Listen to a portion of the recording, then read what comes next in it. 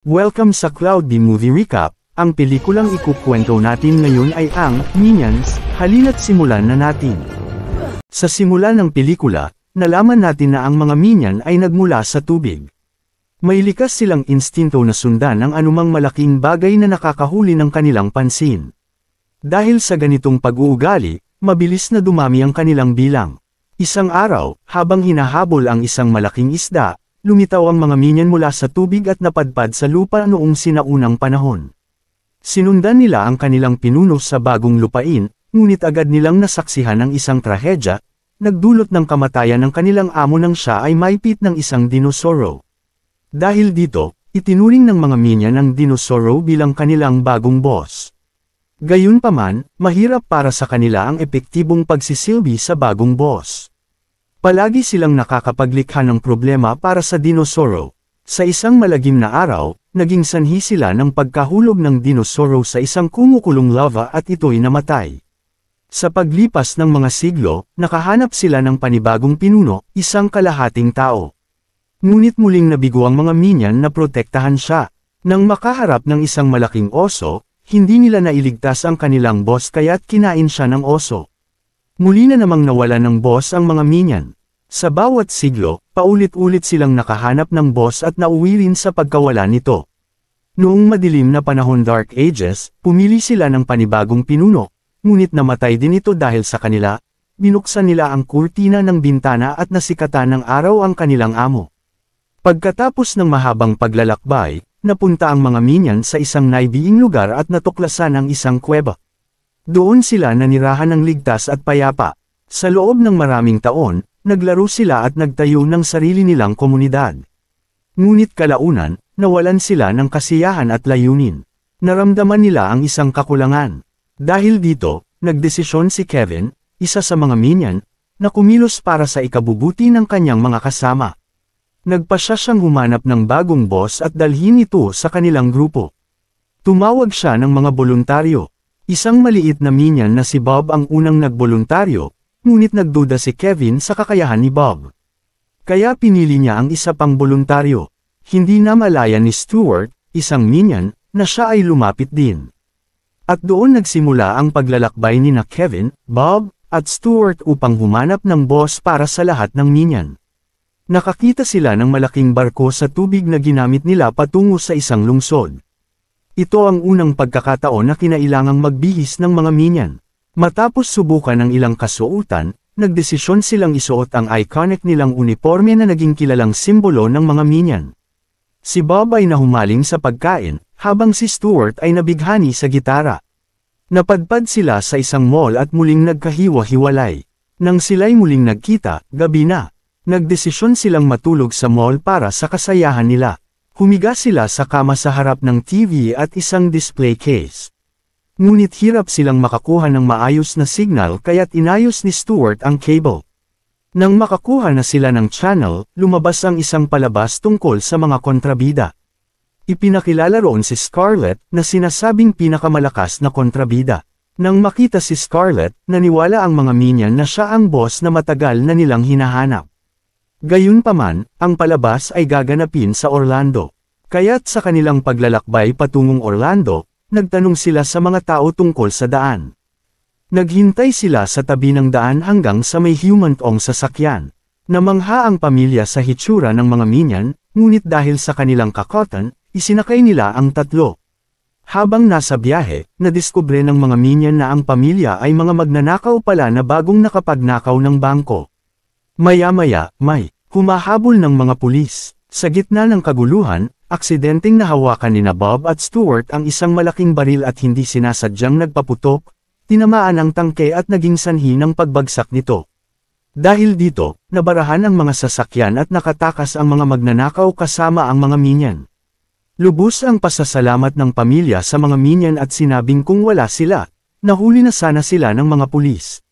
Habang nasa kuweba, nakasalubong ng mga Minion ang ilang malalaking puting oso at naisip nilang gawin itong mga bagong boss. Samantala, patungo rin sa Orlando ang pamilyang magnanakaw para sa palabas ng mga kontrabida. Sumama ang mga Minion at nagparehistro sa palabas, kung saan nakita nila ang iba pang kontrabida at muling nagdesisyong gawing boss ang mga ito. Sa simula ng palabas, lumabas si Scarlett at nag-alok ng isang diamante sa sinumang makakakuha nito mula sa kanyang kamay. Maraming kontrabida ang nagtangkang kunin ang diamante ngunit nabigo. Sa gitna ng kaguluhan, nakiisa rin ang mga minion at sa hindi inaasahang pangyayari. Ang diamante ay napunta kay Bob, na ang hawak pala ay teddy bear. Nang makita ito ni Scarlett, agad niyang ipinagpas siya na gawing empleyado ang mga minion. Mula noon, nagbago ang buhay nila. Sa huli, sina Bob, Stuart, at Kevin ay sumama kay Scarlett sa kanyang pribadong jet papunta sa kanyang kastilyo. Sa kuweba, sinubukan ng ibang minion na pasayahin ang mga puting oso ngunit sa pagkakamali ay napatay nila ang isa, kaya nagalit ang ibang mga oso. Pagdating sa kastilyo ni Scarlett, ipinakilala niya ang kanyang asawang si Herb. Ipinakita ni Scarlett ang kanyang kayamanan at mga alahas na ninakaw niya, ngunit sinabi niyang mayroon pa siyang isang pangarap, ang maging reyna sa pamamagitan ng pagkuha ng korona ng dating reyna.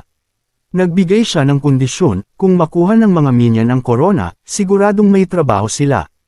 Iniwan ng mga minion ang kuweba upang iligtas ang kanilang mga sarili mula sa mga galit na oso. Sa kastilyo, dinala ni Scarlett at Herb ang mga minion sa laboratorio ni Herb kung saan nilagyan sila ng iba't ibang kagamitan. Si Bob ay binigyan ng kamay na kayang hamaba, si Kevin ng love gun, at si Stuart ng sombrerong kayang manghipnotismo. Kinagabihan, pagod na ang mga minion at hiniling kay Scarlett na magkwento siya ng istorya. Ikinwento ni Scarlett ang isang nakakatakot na karanasan kung saan kinain niya ang 3 pusa dahil nabigo silang magtrabaho ng maayos para sa kanya. Habang si Bob ay nakatulog, naintindihan naman ni Kevin at Stuart na pareho rin ang maaaring mangyari sa kanila kung hindi nila susundin ang mga utos ni Scarlett. Kinabukasan, sinubukan ng mga minion na makarating sa kastilyo kung saan nakatago ang korona. Nagbihis silang parang mga babae upang makalusot, at nang makasalubong ng mga gwardya, ginamit ni Stuart ang kanyang hypnotizing cup upang mapasayaw ang mga ito, kaya't nakalusot sila papunta sa lugar ng korona. Ngunit may isa pang gwardya na nagbabantay doon. Nang makita ng mga minion ang itsura ng gwardya, hindi nila napigil ang tumawa. Habang isinusoli ang korona sa tamang lugar, narating ng mga minion ang ilalim ng kapsula. Ginamit ni Bob ang kanyang mahabang kamay upang maabot ito. Samantala, sina Kevin at Stuart ay humahabol sa reyna na pilit inililigtas ang kanyang korona. Gusto na sanang tumakas ni Bob dahil sa dami ng gwardyang sumusunod sa kanya, ngunit sa kanyang pagtakas, nakita ang isang espada na nakaibaon. Hinugot niya ito at ang mga taong nakapaligid ay yumuko sa kanya, dahil ayon sa alamat, ang sinumang makahugot ng espada sa bato ay magiging bagong hari. Nabalita ito, at ipinahayag na si Bob ang bagong hari. Nang makita ito ni Scarlett, naniwala siyang niloko siya ng mga minion. Samantala, nahirapan ang natitirang mga minion dahil sinabi ni Kevin na nasa Orlando sila. Nang naging hari si Bob, naging maganda ang kanyang buhay at masaya ang mga minion. Pero sandali lamang ang kasiyahan, dahil dumating si Scarlett.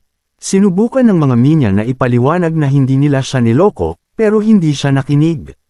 Sinabi ni Scarlett na gusto niyang maging reyna at mabawi ang korona, ngunit ang ginawa ng mga minion ay kabaligtaran. Para hindi masaktan ng mga minion, sinabi ni Scarlett na maaari silang tumira sa kanya kasama ang buong hukbo nila. Ngunit sa totoo, ikinulong niya sina Kevin, Bob, at Stuart sa isang silid kung saan dapat silang pahirapan ni Herb.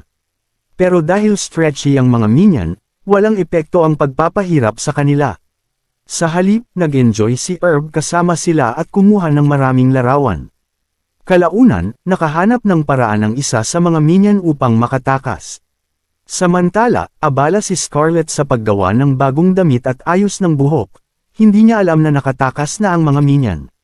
Narating ng mga minion ang kastilyo ngunit hindi sila makapasok sa pintuan. Umakyat sila sa pinakamataas na bahagi, ngunit may bubuyog na nambulaho sa kanila. Dalawa sa kanila ay naipit sa isang chandelier. Habang nangyayari ito, mukhang koronahan na si Scarlett, pero biglang bumagsak ang chandelier at inakala ng lahat na patay na siya. Ngunit lumipad si Scarlett gamit ang mga sandatang nakalakip sa kanyang kasuotan at hinarap ang mga minion. Desidido siyang hindi sila paligtasin at pinakawalan ng lahat ng kontrabida laban sa kanila. Naghiwa-hiwalay ang 3 minion upang iligtas ang kanilang sarili. Nahuli sina Bob at Stuart, pero nakatakas si Kevin. Dumating din ang hukbo ng mga minions sa lungsod. Humingi ng tulong si Kevin sa matandang Reyna, ngunit sinabi ng Reyna na wala na siyang pakialam kung si Scarlet na ang bagong Reyna. Pumunta si Kevin sa lumang bahay ni Scarlet. Sa laboratorio ni Herb, may maraming gamit kabilang na ang isang malaking makina. Sa pagkakamali, pumasok si Kevin sa makina at pinindot lahat ng button, kabilang na ang may label na huwag kailanman pindutin ito. Nang pinindot niya ito, sumabog ang buong makina at naapektuhan si Kevin. At dahil sa epekto ng makina, naging higanteng nilalang siya.